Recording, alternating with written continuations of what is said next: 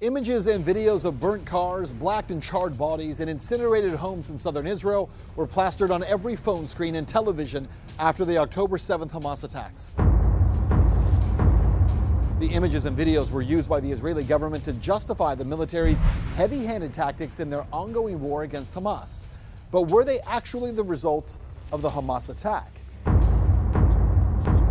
Well, surely Israeli civilians were brutally killed by Hamas on October 7th, but there's mounting evidence that we think any responsible journalist needs to examine. Let's take a look at something called the Hannibal Directive. I'm investigative journalist Ben Swann, and this is Reckoning Israel and Gaza.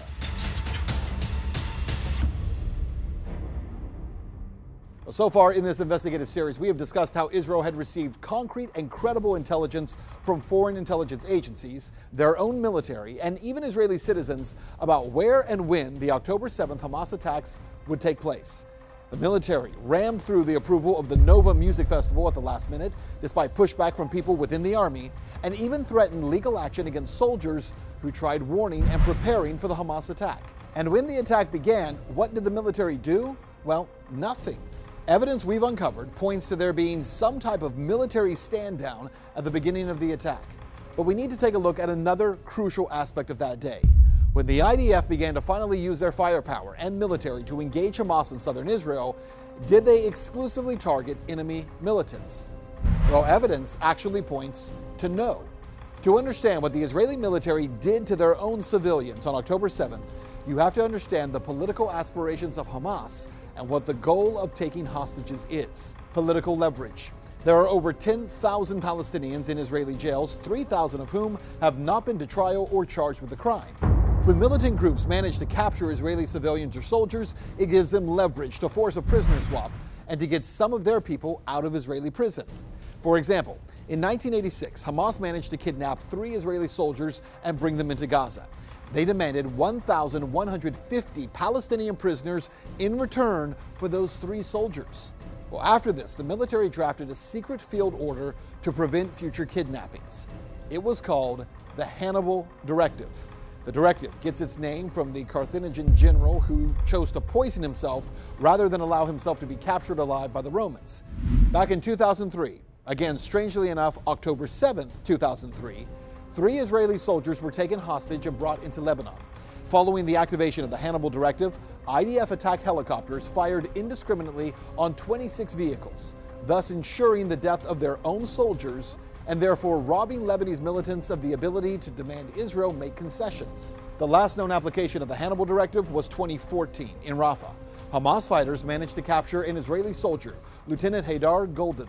Instead of allowing the lieutenant to be used as leverage by Hamas, though, the military killed him, dropping bombs, missiles, and shells on the area he was being held, killing that soldier and also 100 Palestinian civilians. The scale of the Hannibal Directive on October 7th was entirely different, though, from those of the past.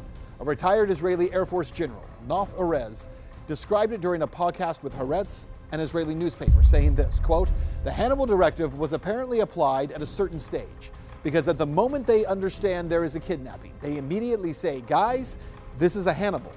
But the Hannibal we trained for all of the last 20 years is for a vehicle we know at what point the fence it enters, on what side it drives, maybe even on which road it drives. This was a mass Hannibal." Now think about that term, a mass Hannibal. We all know the Hannibal Directive means to kill your own. So what does mass Hannibal mean? Well, if you look at Israeli media, you're going to find some pretty interesting things. Let's read this quote directly from Ynet, a large mainstream Israeli media outlet. Quote, "In the week after Black Shabbat, October 7th, soldiers of elite units at the initiative of the Southern Command checked about 70 vehicles that remained in the area between the Otaf settlements and the Gaza Strip. These are vehicles that did not reach Gaza because on the way there, they were shot by a combat helicopter, an anti-tank missile or tank, and at least in some cases, everyone in the vehicle was killed," end quote. 70 vehicles. And in some cases, everyone in the vehicle was killed. These are Israelis killed by Israel. Again, only reported on in Israeli media. Here in the US, we keep seeing pictures repeatedly of cars burnt to a crisp as evidence of Hamas's barbarism. But was it Hamas's AK-47s and homemade rockets that burnt all these cars to a crisp? Or perhaps hellfire and anti-tank missiles? Tuval Escapia is a member of the security team for the kibbutz Bereri. He set up a hotline so kibbutz residents could communicate with the Israeli army. He told Haaretz that, quote, the commanders in the field made difficult decisions, including shelling houses on their occupants in order to eliminate would-be hostages as well as terrorists. Shelled entire houses. Do we hear this in American mainstream media? That the Israeli military targeted and destroyed over 70 cars with Hellfire missiles that were filled with Israelis, and that they decimated entire Israeli homes with tank shells. A report in Haaretz, October 20th, notes that the Israeli military also carried out an airstrike on their own military base. That base was filled with Israeli civil administration officers and soldiers at the time. An Israeli woman named Yasmin Porat gave an interview with Israel Radio that the military undoubtedly killed numerous Israeli hostages during gun battles with Hamas militants. Listen. בגינה של האנשים מהקיבוץ שיש 5 בני ערובה ששוכבים או 6 על האדמה בחוץ, ממש כצאן לטבח מול הירי של הימ"מ שלנו והמחבלים. הטרוריסטים ירו בהם? לא. הם נהרגו מהחילופי ירי, תבין שהיה חילופי ירי מאוד מאוד קשים. זאת אומרת, יכול להיות שזה כוחותינו ירו בהם? כשניסו לחסל את החוטפים, את החמאס? הם חיסלו את כולם, כולל בני ערובה, כי היה שם חילופי ירי מאוד מאוד קשים.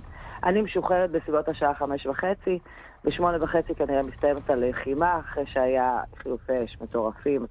IDF General Barak Hiram, who we covered in our previous episode, prevented hundreds of troops from entering kibbutz Bereri for hours on October 7th. When he finally allowed the IDF to go in, he ordered tanks to fire on multiple homes. The tank shells killed at least 12 Israeli hostages and 3 children.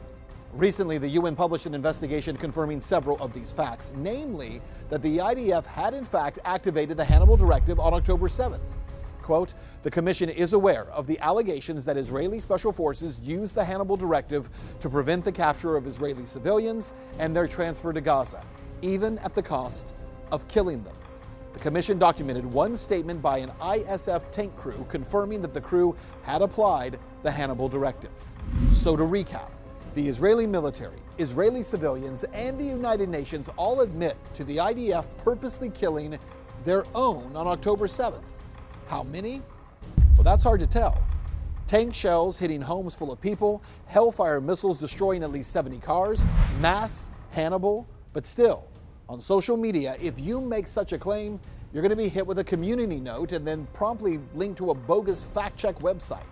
The imagery of charred bodies and incinerated cars and homes are still used to this day to manufacture consent for Israel's ongoing assault on the Gaza Strip, while more than 37,000 Palestinians have been killed. During war, all sides produce propaganda, but has Israel been offering up images of the aftermath of their own assault on their own people and then presenting it as something that their enemy did? We know these claims are pretty heavy. So please fact check us and let us know if we are reporting in any way something that's inaccurate. Again, we want to know.